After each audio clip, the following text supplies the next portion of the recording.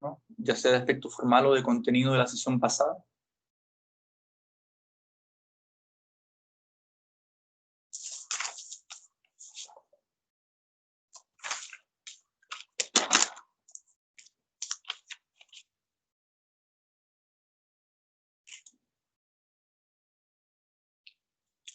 Bien, bueno, asumo que no tienen dudas. Y bueno, comenzamos entonces.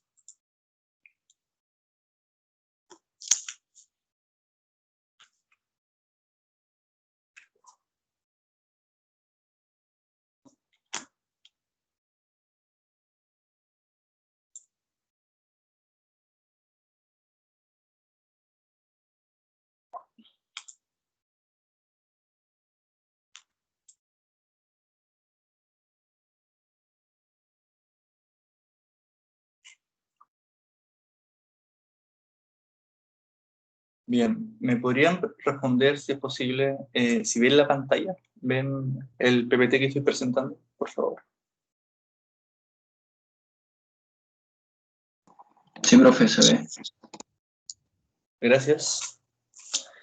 Bien, entonces, la sesión de hoy, como habíamos proyectado, voy a hablar sobre teoría de la justicia en John Rawls, y voy a intentar sintetizar cuáles son los principales puntos de su propuesta teórica, y posteriormente voy a presentar dos críticas que se han hecho en tiempos distantes, ¿sí? Una por decirlo así, por derecha, y otra por izquierda, ¿no? Aun cuando tal vez esos apelativos no sean tan correctos, pero yo creo que sirven para entender de qué se trata el problema de John Rawls, al menos. Y esta clase, por supuesto, se conecta con la clase posterior, donde voy a abordar la relación entre justicia y espacio, a partir de dos autores bastante conocidos en la geografía contemporánea. Entonces, si me van siguiendo hasta aquí, estoy intentando hacer una línea coherente del problema de la ética, y en particular de la justicia, en la geografía contemporánea, a partir del concepto de espacio. Pero para llegar a eso necesito pasar por distintas etapas, ¿no? Y esta es una etapa importante porque John Rawls, que escribe Teoría de la Justicia en 1971, abre un debate, una discusión que atraviesa distintos campos del saber, ¿no? Y distintos campos prácticos también. El debate de John Rawls atraviesa la política, el derecho, la filosofía, la economía y, por supuesto, también la geografía. Rawls escribe este texto en 1971. Previamente había desarrollado artículos que ya nos podían adelantar más o menos de lo que se trataba su pretensión teórica. Y podríamos decir que después de la publicación de Teoría de la Justicia, la mayoría de los textos de Rawls, si no todos, son intentos de continuar el libro Teoría de la Justicia, de responder a sus críticos, de proponer nuevos elementos. Podríamos decir que, por tanto, la obra central de Rawls es Teoría de la Justicia, o su reflexión sobre la justicia, ¿no?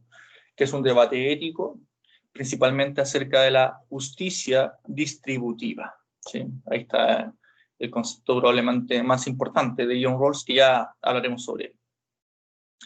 En primer lugar, Rawls busca debatir las tesis utilitaristas, que las vimos en la sesión anterior, ¿no? Y que dominan precisamente, tal como lo señalamos en su momento, en el pensamiento anglosajón. Rawls había publicado cerca de 10 años antes, más o menos, 12 años antes, de Teoría de Justicia, había publicado un artículo donde intentaba pensar la justicia como equidad, ¿sí? Y en ese intento de pensar la justicia como equidad, Rawls se acerca a Kant, ¿sí? Rawls se acerca a Kant, sigue una parte del modelo kantiano, y ya vamos a intentar explicar por qué no. Rawls busca establecer una concepción de justicia equitativa que sea válida para cualquier tiempo, por decirlo así, o para nuestro tiempo en general, ¿no? Entonces, ya ese ejercicio de intentar establecer un concepto de justicia válido para todo nuestro tiempo, puede ser, ¿no?, interesante de indagar y comprender cómo lo logra al menos, ¿no? Pero como dije antes, para eso debe distanciarse del utilitarismo y, de igual forma, debe plantear una defensa de la libertad humana o libertad individual humana, ¿no? Entonces, ¿qué es lo que Rawls critica a los utilitaristas?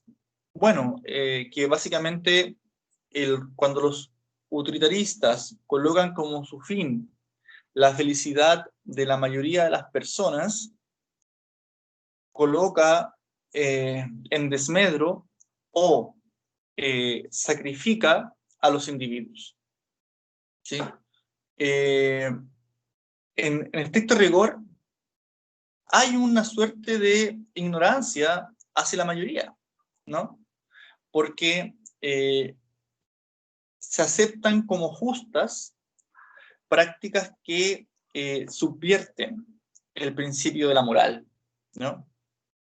Por ejemplo, la pena de muerte en el caso norteamericano, considerando que John Rawls es de la Universidad de Harvard, ¿no? Y que precisamente allí donde desarrolla su principal apuesta teórica, y los principales críticos que ya vamos a ver también son de la misma universidad y del mismo departamento de filosofía, por cierto. Entonces, Rawls dice, tenemos la intuición, ¿sí, no? Intuimos, dice Rawls, que la justicia tiene un valor fundamental. Es una intuición, que tiene un valor fundamental y que tiene un valor prioritario, va a decir él. Entonces, la justicia que intuimos tiene este valor fundamental, nos puede permitir pensar una sociedad bien ordenada. Por el contrario, a una sociedad dictatorial o no democrática, ¿sí? Una justicia como base de la sociedad nos podría permitir pensar la democracia, pensar derechos reconocidos, etcétera, ¿no? Es una intuición, ¿sí? Pero la pregunta, considerando que Rawls está intentando desarrollar un concepto bastante profundo del problema, la pregunta es, bueno, ¿cómo determinar una justa distribución de los bienes básicos, ¿no? Entonces coloca justicia y distribución como elementos centrales para poder pensar la distribución de los bienes básicos. Como ustedes saben, el origen de la riqueza y la distribución de la riqueza en las sociedades modernas es precisamente un problema que atraviesa la lógica del capital, ¿no? Esto ustedes lo saben. Es la discusión moderna acerca de cómo se produce riqueza y cómo se distribuye. Un problema que en cualquier sociedad moderna es sin duda una cuestión a resolver. Entonces, Rawls plantea una suerte de respuesta a esta pregunta acerca de los criterios para poder determinar una justicia distributiva, ¿no? Entonces, un segundo.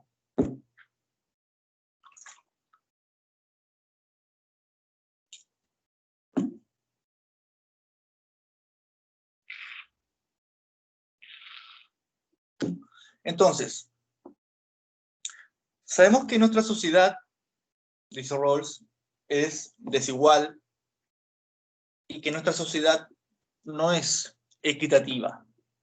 Entonces, considerando que estos son hechos objetivos, ¿cómo puede ser posible colocar principios comunes de justicia? ¿Sí? Esa es la pregunta que se hace Rawls. ¿Es posible tener principios de justicia comunes si la sociedad es desigual? Si no es equitativa. ¿Me siguen, no? hay un problema entonces, ¿no? Que si el hecho objetivo es que somos desiguales, ¿cómo puede haber un principio de justicia común? Entonces, en las sociedades modernas, los individuos buscan criterios de justicia que satisfagan su propio interés. Y como eso ocurre, es imposible, concluye Rawls, construir principios de justicia que sean aceptables o aceptados por todos. No sé si me siguen. El problema que estoy planteando es que, bueno, a partir de Rawls, ¿no? Es, bueno, ¿cómo conseguir la imparcialidad en la construcción de los principios de justicia si la posición que tiene cada individuo en la sociedad es desigual? Y en principio, cada persona en particular tomaría su propia posición para establecer principios de justicia comunes. Pero en consecuencia, eso iría en mor de su beneficio propio. Entonces no estamos siendo imparciales. ¿Sí? ¿Me siguen? Entonces, ¿a ustedes se les ocurre una solución a este problema?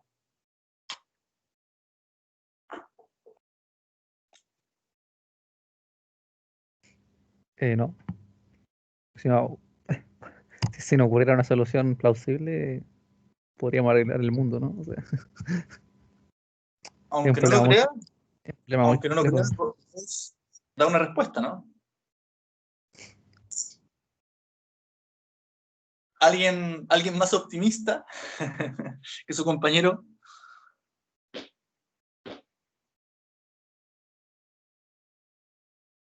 ¿Es posible romper esa imparcialidad?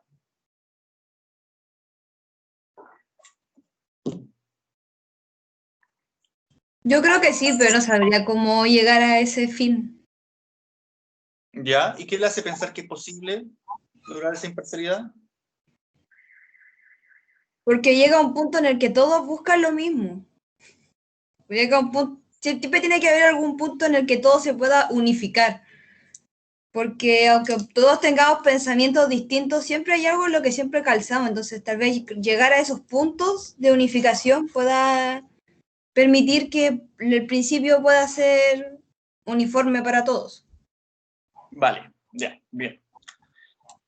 Bien, tenemos entonces dos posiciones, y esto es muy interesante porque son dos posiciones que o sea, ustedes están presentando problemas que son reales en esta discusión, ¿vale? Así que agradezco sus posiciones, porque sí, estas opiniones entran en este debate. ¿Cómo lo hace Rawls?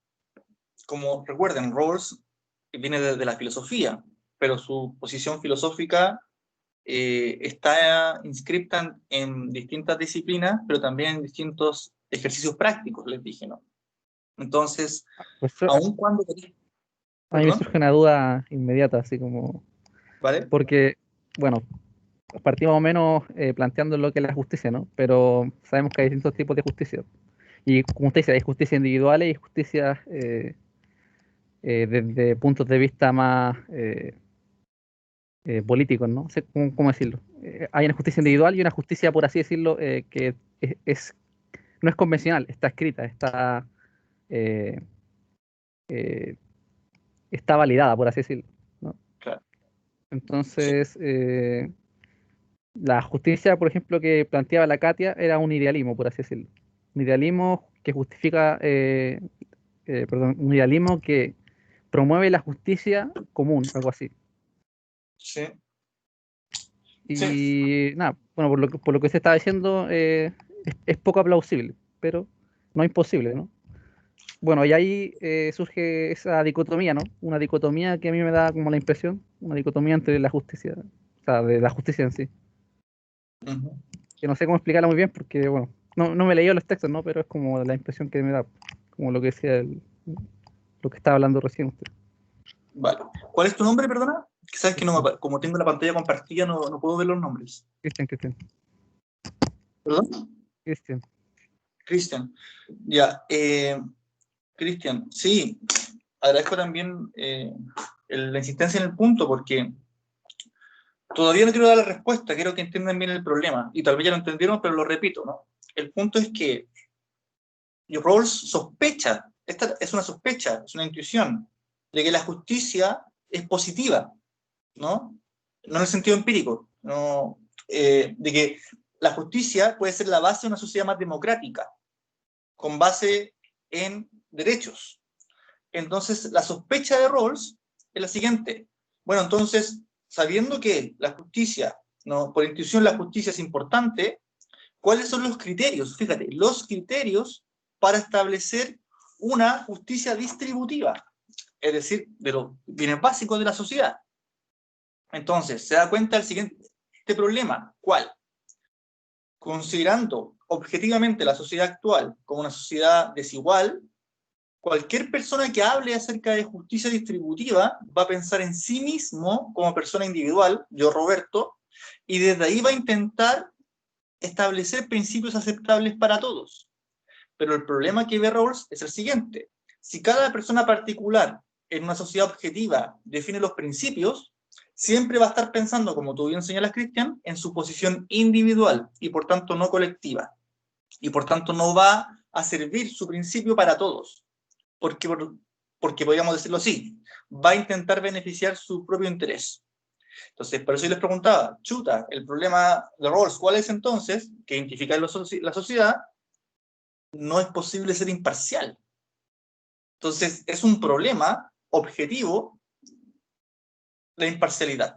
Entonces, ¿cómo es posible romper el cerco de la imparcialidad? Ya, y aquí viene, yo les adelantaba, el trabajo filosófico de Rawls. Hace un ejercicio de abstracción. La filosofía se caracteriza por la abstracción, pero en general todos los individuos, todas las personas, los seres humanos, podemos pensar y podemos abstraer, ¿sí? Pero la filosofía ocupa la abstracción como su gran método principal, por decirlo así, ¿no? Entonces, ¿cuál es la propuesta de Rawls? Dice, hay que hacer abstracción de todas las desigualdades reales. Y debemos hacer el siguiente ejercicio.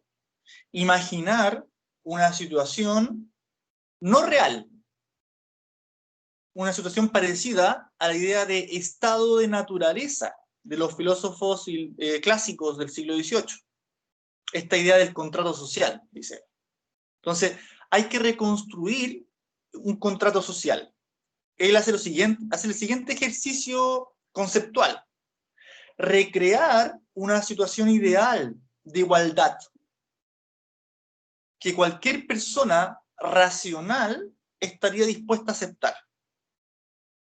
¿Por qué piensa esto? Porque dice lo siguiente, mira, ya que la igualdad no existe, hay que imaginar la igualdad. Fíjate el ejercicio conceptual, por favor, fíjense. Como la igualdad en la sociedad objetiva, real, moderna, actual, no existe, imaginémosla. Entonces, para poder imaginar una sociedad igualitaria, conceptualmente, o por ejercicio filosófico, debemos postular una suerte de trascendentalidad. Es decir, debemos imaginar una situación ideal, una situación no existente. Es rara la situación, ¿no? Es raro lo que propone Rawls, pero dice, ya que la sociedad actual objetiva es desigual, y necesitamos para poder establecer principios comunes, que la gente no piense en su condición particular, pensemos, ejercicio conceptual abstracto, pensemos una sociedad, imaginemos una sociedad igualitaria. Pero ya pensar ese ejercicio es postular una propuesta trascendental, que trasciende la situación particular actual. Hay que crear una situación ideal, que no existe. Fíjense, esta es la condición, dice Rawls, para pensar una idea de justicia. Es la condición de posibilidad para pensar una propuesta de justicia que pueda satisfacer a todas las personas. Entonces, a eso le vamos a llamar posición original, ¿sí? Que yo he puesto acá como tercer punto. Esa es la posición original. Es una situación inexistente, no es real, es imaginaria. ¿Qué está diciendo Rawls? Bueno, es parecido, como les conté antes, a la idea de estado de naturaleza. es una suerte de estado de naturaleza, es una construcción mental. Cualquier individuo estaría en la condición racional, ¿sí?, para poder definir qué organización le conviene más, ¿sí? Entonces la posición original, ¿no?, sería lo siguiente. A ver si me siguen con el argumento. Imaginemos, ¿no?, que todas las personas son iguales entre sí. Fíjense el ejercicio de Rawls. Nos colocamos en esta condición imaginaria donde ignoramos si en la realidad seremos varones, mujeres, ricos, pobres, cristianos, musulmanes, no sabemos. Es decir, esta posición de originalidad supone ignorar la situación particular de realidad que tendríamos las personas. Es decir, desconocemos los criterios de justicia que nos podrían llevar a pensar un criterio que nos satisfaga a nivel personal y no a la sociedad. Es decir, cada individuo particular ignora, velo de la ignorancia, ignora su propia concepción particular de bien o de justicia. Por tanto, al ignorar esa posición,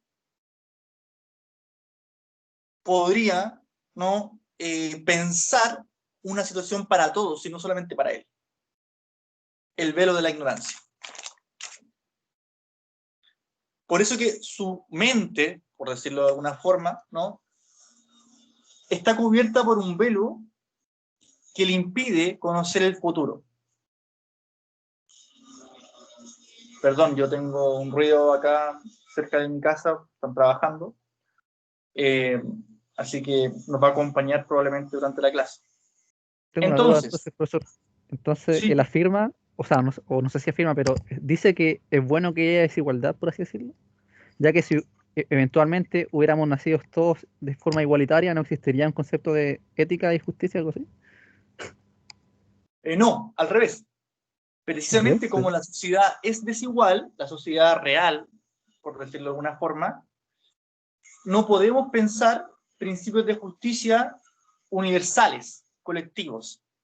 En la sociedad real solo podemos pensar en la concepción de bien que nos satisface a nosotros mismos, que nos deja en una buena situación. Por eso, él tiene que hacer el ejercicio de abstracción conceptual y imaginar, es una postulación, imagina una sociedad donde cada individuo no sabe qué le toca hacer en la realidad, por decirlo así, en el mundo, en el futuro.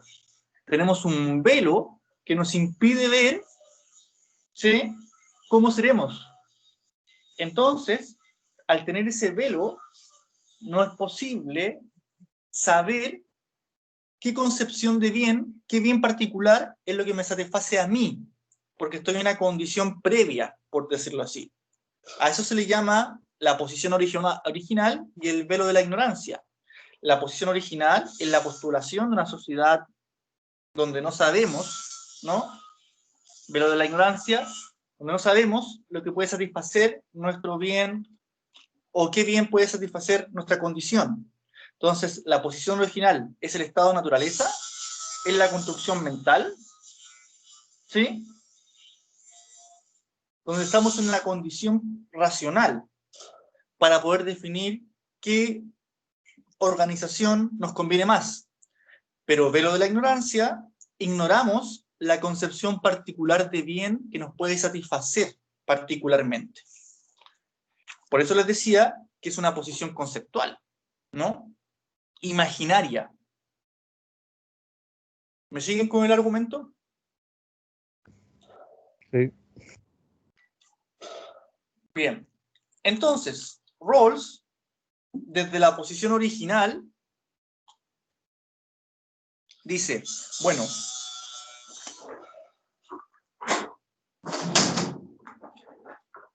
dice, ahora es posible formular los principios de justicia que se pueden acordar entre todas las partes. ¿Sí? Ahora podemos establecer principios. Y dice, cada persona, principio 1, cada persona debe tener el mismo derecho a la mayor extensión de libertades básicas compatibles, con las mismas libertades por parte de los demás. Es decir, el primer principio de justicia que establece Rawls es la libertad. ¿Sí? El segundo principio que propone Rawls es la igualdad. Dice, las desigualdades sociales y económicas han de estar, fíjense, han de estar dispuestas del siguiente modo. Primero, deben acabar beneficiando a todos. En segundo lugar, están vinculadas a posiciones y tareas abiertas igualmente a todos. Principio de igualdad. Veamos ambos principios. Entonces, principio 1, libertad. Cada persona debe tener el mismo derecho a la mayor extensión de libertades básicas compatibles con las demás libertades por parte, con las mismas libertades por parte de los demás. Para Rawls, la libertad y la igualdad son ideas reguladoras que nos podrían ayudar a corregir las desigualdades.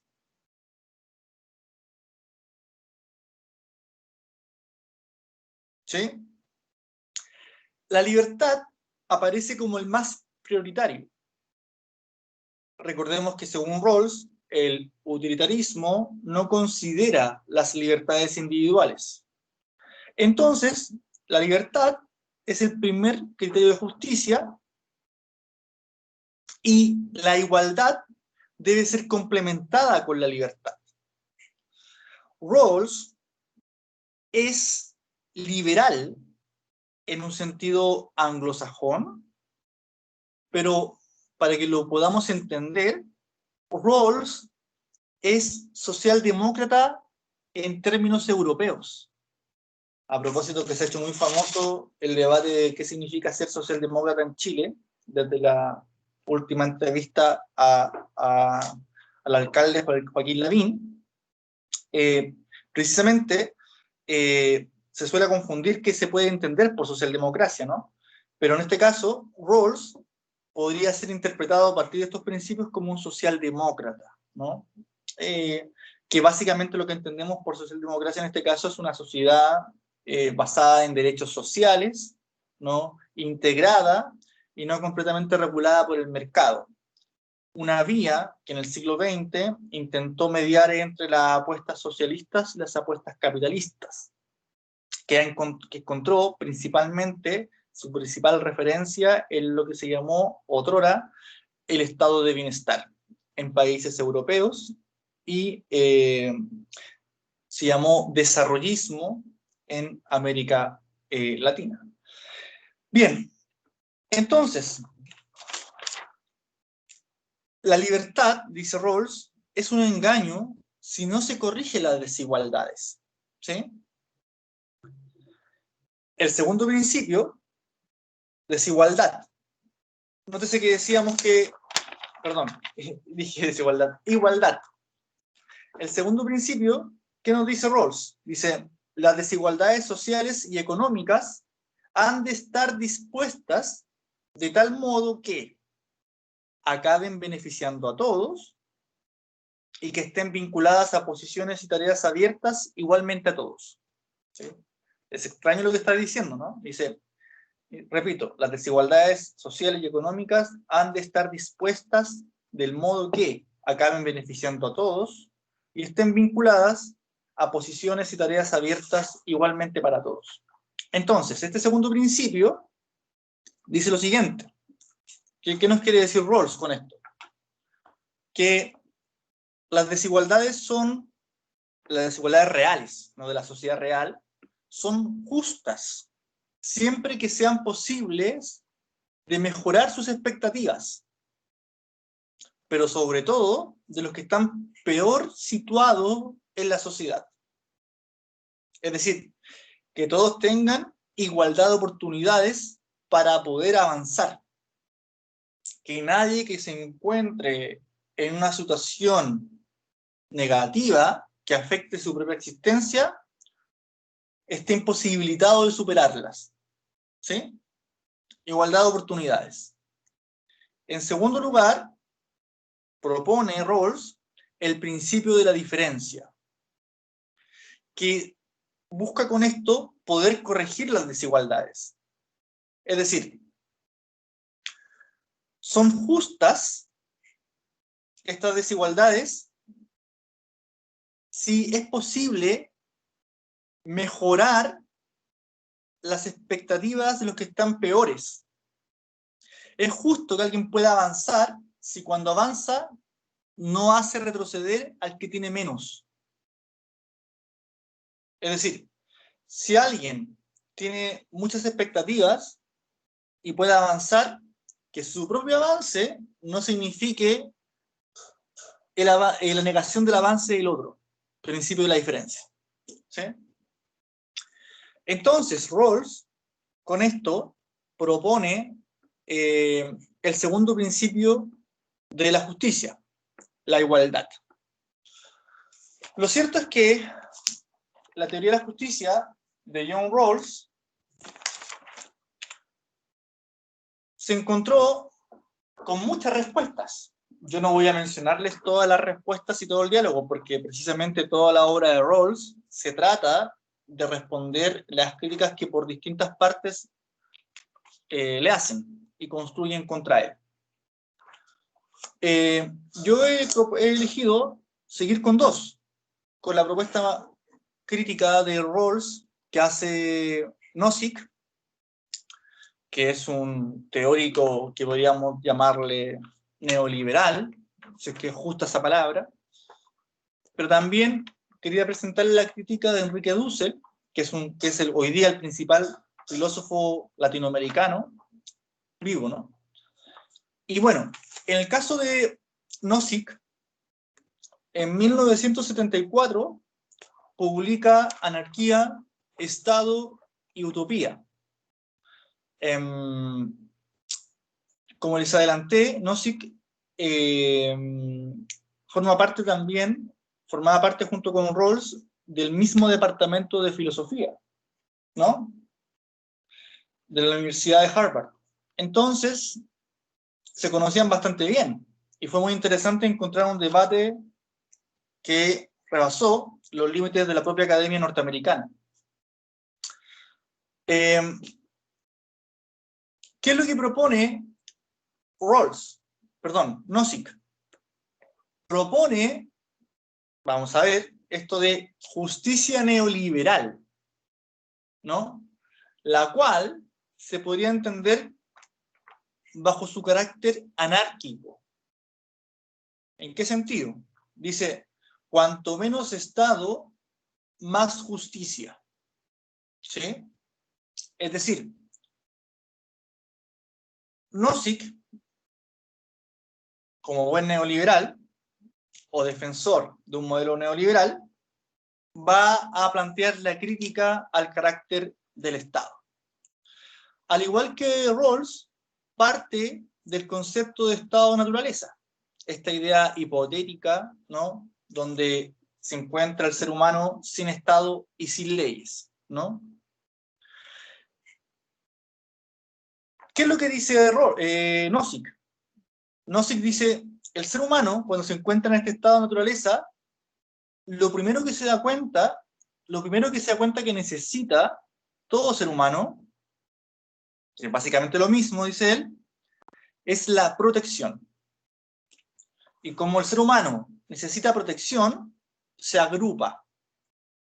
Entonces se agrupa por interés y hace pequeñas asociaciones, las cuales a la vez se van agrupando en otras asociaciones un poco más grandes, las cuales terminan derivando en el Estado. Y precisamente por su carácter de protección, esta principal asociación, Estado, determina el monopolio del poder, el monopolio de la fuerza, que permite garantizar la protección de las personas que pertenecen a este Estado. Pero Nozick argumenta que el Estado debe ser un Estado mínimo, un mínimo protector. Según él, debe estar dirigido a funciones que sean de carácter policial, pero sin funciones de distribución de la riqueza. Porque el único fin que tiene, como consecuencia de la propuesta de su idea de Estado-naturaleza, es proteger las libertades individuales. Es decir, para Nozick, el Estado no debe asumir la obligación de establecer criterios morales de equidad o de distribución de bienes o de otorgamiento de derechos sociales y comunes. Como buen defensor del liberalismo desde una posición radical, dice, no hay que promover derechos sociales. O dicho de otra forma, el único derecho que hay es el derecho natural. Es decir, derechos individuales y derechos a la propiedad. Por tanto, según Nozick, no debiese haber derecho a la igualdad. ¿Sí?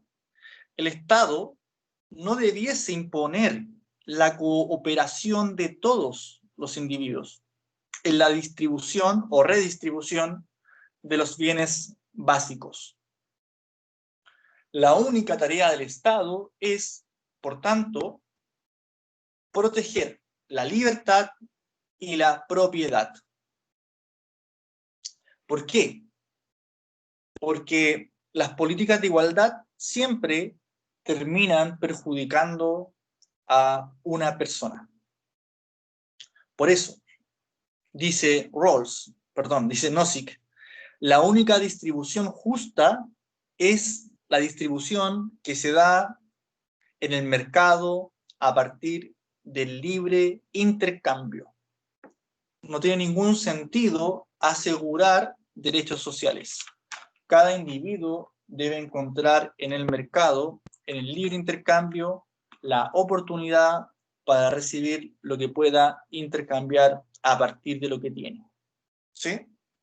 El Estado, entonces, mínimo protector, y la justicia neoliberal, podríamos llamarnos, en Nozick. Estos dos argumentos pueden encontrarlos resumidos precisamente en la obra de que les he dejado para revisar, de Victoria Camps. Pero además encontramos otro autor que no aparece en el texto de Victoria Camps, pero que yo les dejé para que puedan revisar en Teams, que es una crítica de las muchas que hay, vamos a decirlo así, por izquierdas, ¿no? A Rawls.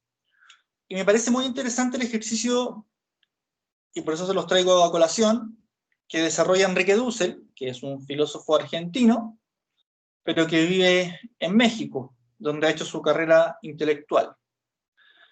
Dentro de la diversidad de obras que tiene, en 1998 publica Ética de la liberación en la edad de la globalización y de la exclusión. Y en uno de sus apartados aborda el problema que él identifica en el texto de Rawls. Y lo podríamos resumir así. se trata de un formalismo neocontractualista. ¿Vale? Ya sabemos, hasta aquí, por esta clase, podemos entender por qué es neocontractualista, actualiza la idea del contrato social, como dijimos, pero sería interesante entonces averiguar por qué le llama formalista. También algo dijimos, pero no tan explícito. Entonces, ¿qué hace Dussel? Una crítica radical a la apuesta rawlsiana. Dice Dussel que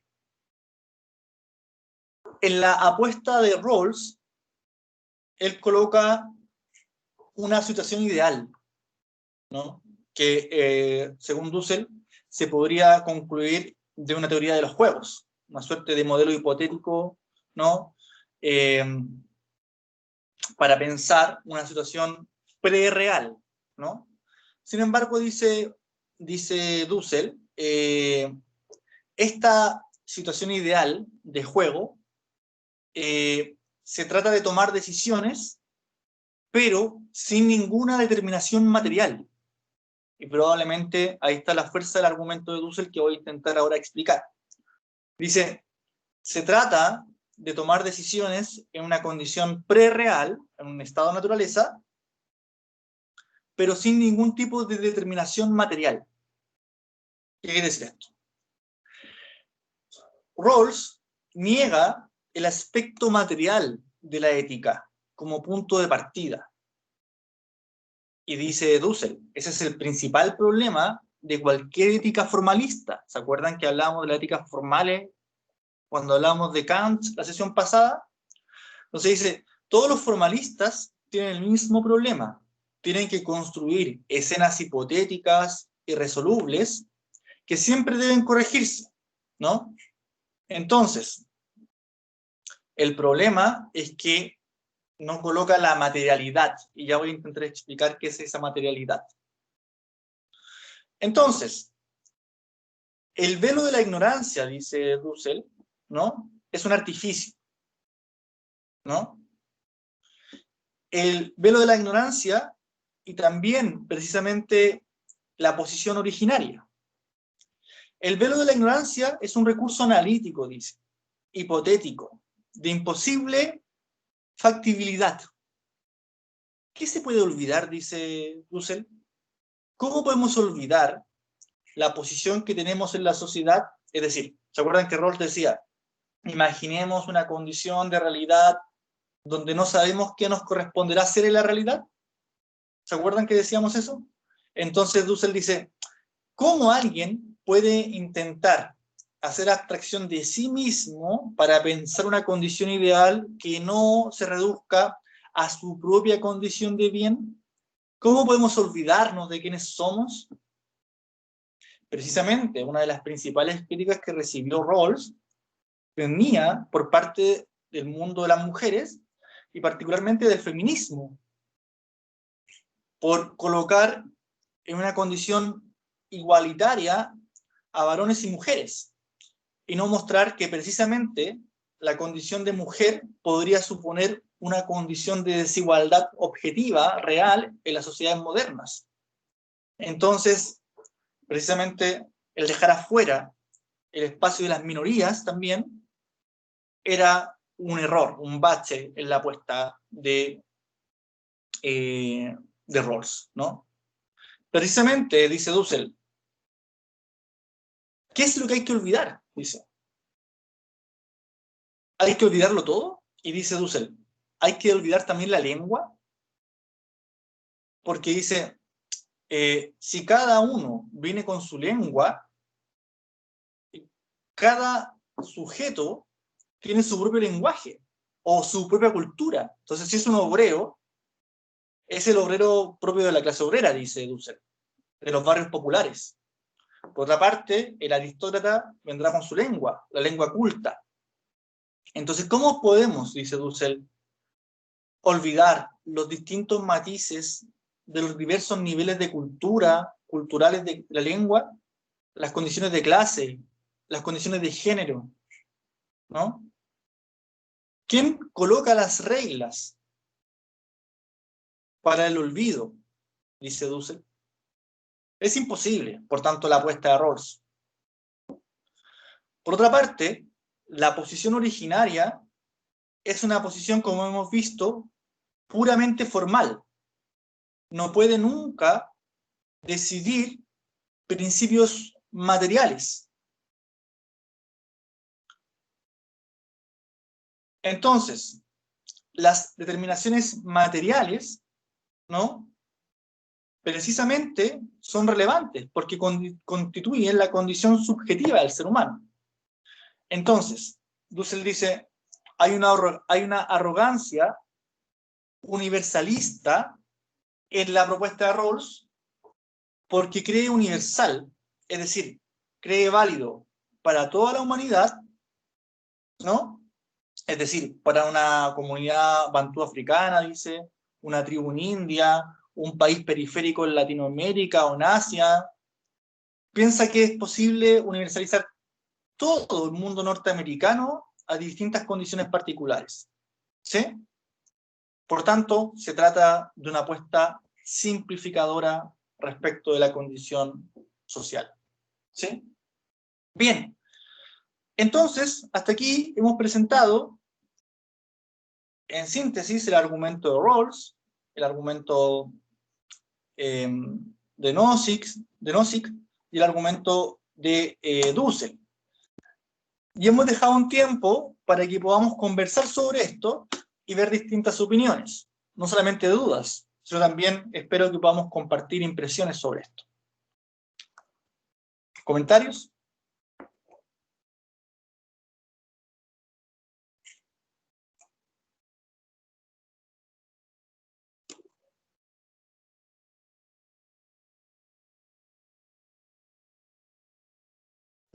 Yo personalmente no, me quedó bastante claro en realidad, porque la progresión fue buena en el sentido de los autores, así que no, todo clarísimo.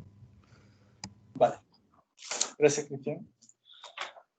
Bien, ¿alguien más?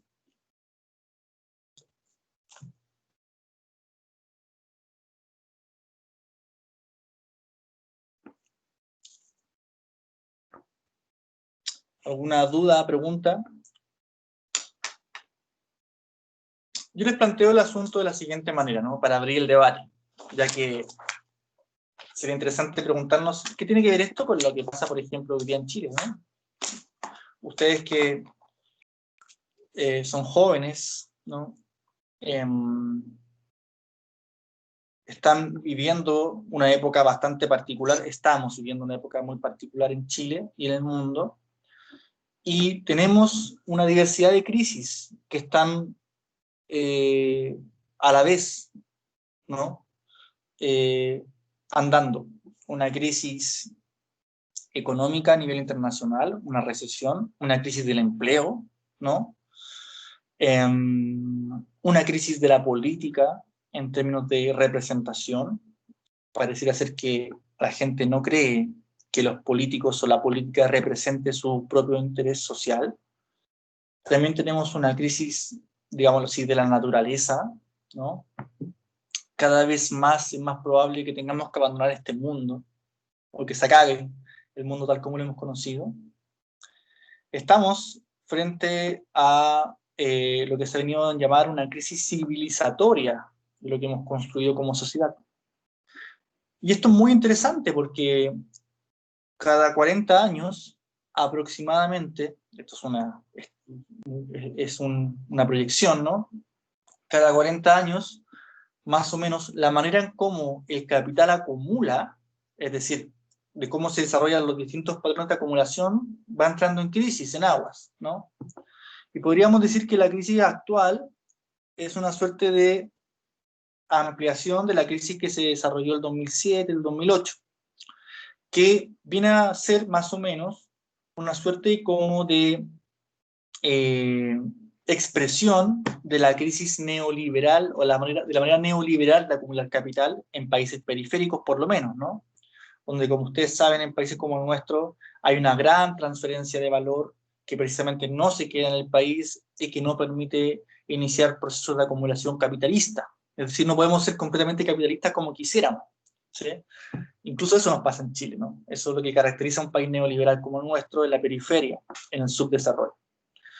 Sin embargo, desde octubre en adelante se hizo visible, porque existía, pero apareció una enorme conflictividad social que atraviesa distintos registros y campos de la vida social, que demanda mayor protección por parte del Estado, pero no en términos de Nozick, sino en términos de Rawls, podríamos decir. Mayores derechos sociales, mayor democratización, ¿sí? Aparece una conflictividad social que demanda, que critica, que cuestiona la política, que cuestiona la formulación del Estado, que cuestiona los principales intereses de las sociedades financieras, ¿no? Que cuestiona la cultura oligárquica y aristocrática, ¿no? Que pone en tensión los principales valores modernos, ¿no? En ese sentido, entonces, es que nos preguntamos, ¿cómo es posible desplegar criterios de justicia universales para todos, todas, todes, ¿no? Los chilenos? ¿Cómo es posible? Ese debate es un debate, por tanto, el que abre Rawls y que tiene respuestas por distintos registros, distintos niveles. Es un debate que no se agota en Rawls y que continúa en las distintas disciplinas y en las distintas prácticas, como les decía al comienzo. ¿Cómo lo ven ustedes?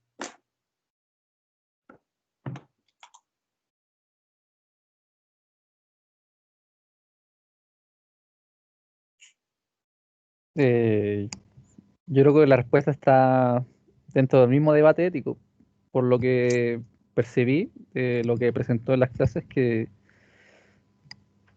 el debate ético enriquece y promueve una mejora dentro de la ética. O sea, quizás no tanto como en el pensamiento de Nozick, ¿no? Porque sabemos que ese tipo de Estado tiende a crear desigualdad. Entonces, no es que no sea un aporte teórico, pero realmente no es lo que se busca dentro de la sociedad.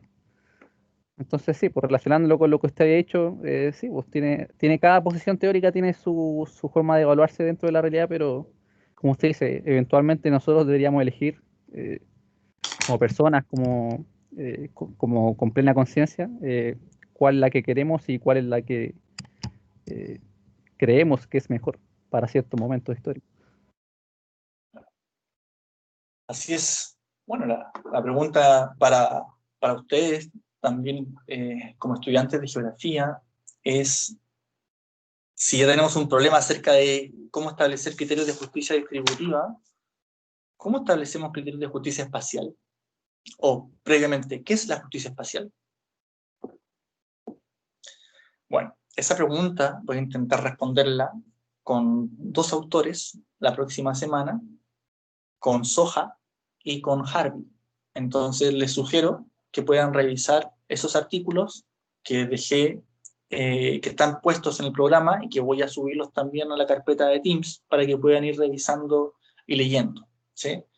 Recuerden que esta clase están invitadas a dialogar, a debatir con lo que yo estoy planteando, a discutir lo que dicen los textos, también lo que yo estoy exponiendo, nos puede permitir y nos va a ayudar también a veces cuando uno dice las cosas se da cuenta también dónde tiene imprecisiones, dónde hay que trabajar más el argumento, dónde está mucho más desarrollado el argumento.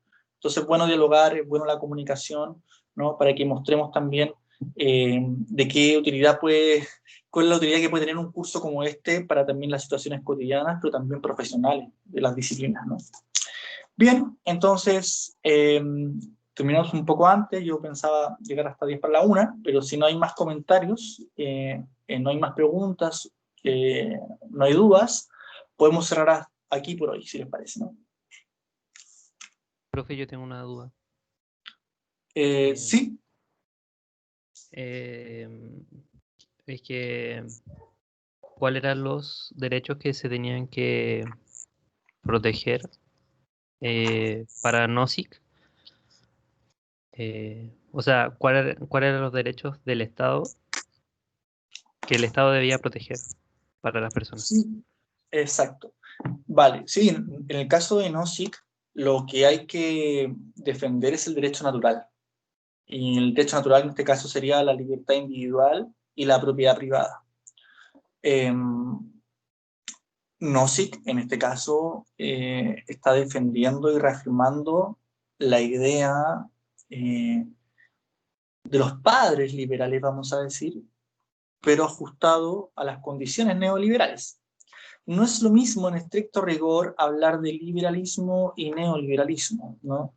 Aun cuando muchos neoliberales intenten atribuirse que las premisas liberales que ellos toman son las del neoliberalismo. En la actualidad podemos encontrar liberales que no defienden el neoliberalismo, liberales que critican el neoliberalismo. Pero también la duda que queda es, ¿hasta qué punto puede ser liberal en situaciones como las contemporáneas donde el capital precisa cada vez más ir contra el trabajo? Eso es una discusión amplia, ¿no? Pero en el caso de Nozick se soluciona considerando que la posición mínima del Estado es proteger, ¿no? Protegernos. Y por tanto salvaguardar las condiciones básicas de cada uno de los individuos. Luego, los derechos sociales son una quimera, porque lo que hay que hacer es resolver cada necesidad en el intercambio mercantil. ¿Te acuerdas que Adam Smith decía, dame lo que necesito y obtendrás lo que tú deseas? Es la base del intercambio mercantil, donde lo que promueve el desarrollo de esta condición económica es el interés por conseguir lo que no tengo y porque el otro pueda adquirir lo que desea. Entonces el derecho social no puede ser una condición básica que entrega precisamente el Estado en base a la redistribución de la riqueza producida solo por algunos, dirán los neoliberales. Nótese que en América Latina ocurre algo muy interesante. En un siglo no han podido desarrollarse los países latinoamericanos. ¿Por qué América Latina no se desarrolla en términos económicos? Esa es una pregunta muy importante. A comienzos del siglo XX, habían intelectuales que plantearon la necesidad del desarrollo capitalista. Y sin embargo, cuando varios países de América Latina intentaron subirse al barco del desarrollo, y de hecho hubieron teóricos intelectuales en la década del 20, del 30, alojados en lo que hoy día se conoce como la CEPAL, intentaron pensar la posibilidad del desarrollo. Pero rápidamente se dieron cuenta de la condición espacial, a propósito de ustedes que trabajan en geografía, la condición espacial que significa el capitalismo. Que haya un centro del capital, que siempre es variable, el centro del capital no es estático, supone también que hay una periferia del capital. Lo que se da cuenta Immanuel Wallerstein, un sociólogo e historiador posterior, es que en realidad no solamente hay centro y periferia, incluso hay semiperiferia. Entonces, países del centro pueden tener semiperiferia. España, por ejemplo, Portugal, semiperiferia de Francia, de Alemania, ¿no? En el caso, entonces, del latinoamericano, el subdesarrollo como una condición espacial del capital, pero que no todos los países están obligados a caer en él. Es posible salir del desarrollo, pero América Latina no ha logrado. Sin embargo, los países que han logrado salir del desarrollo lo han hecho a partir de transformaciones estructurales que han tenido que ver principalmente con la capacidad de poder acumular capital y iniciar desde el Estado producciones a partir de capital fijo. ¿A qué voy con esto? Eso ha hecho que distintos países puedan desarrollar y promover derechos sociales. Y no solamente derechos políticos y derechos individuales, ¿no? Sino que también derechos sociales. Con estados debilitados, con la maximización de la ganancia, con la transferencia de valor, es imposible que los estados latinoamericanos puedan desarrollar redistribución de la riqueza. Nótese que la apuesta por redistribución de la riqueza en América Latina, por un lado fue la apuesta neodesarrollista de Argentina, de Brasil, la apuesta socialista de Venezuela, Ecuador, Bolivia, y en Chile no podemos decir que hay una apuesta necesariamente articulada de redistribución de la riqueza. Como el neoliberalismo ha triunfado acá, más bien lo que encontramos es una propuesta social liberal, ¿no? Entonces la pregunta acerca de los derechos sociales es la pregunta acerca del lugar que ocupa el Estado en la redistribución de la riqueza. Y lo que no sé qué está diciendo es que el Estado no debe asumir esa responsabilidad. En cambio, sí lo está planteando Rawls. pero la condición de justicia epistemológica que él construye para una ética distributiva también olvida la materialidad de la realidad misma, no parte del principio material, que es lo que Dussel le cuestiona. Entonces la pregunta es, ¿cómo en sociedades desiguales, subdesarrolladas, en la periferia del capital, es posible la redistribución de la riqueza vía derechos sociales? Bueno, esa pregunta está completamente abierta y nadie podría hoy día dar una respuesta justa respecto a cómo eso va a avanzar acá en Chile y en América Latina.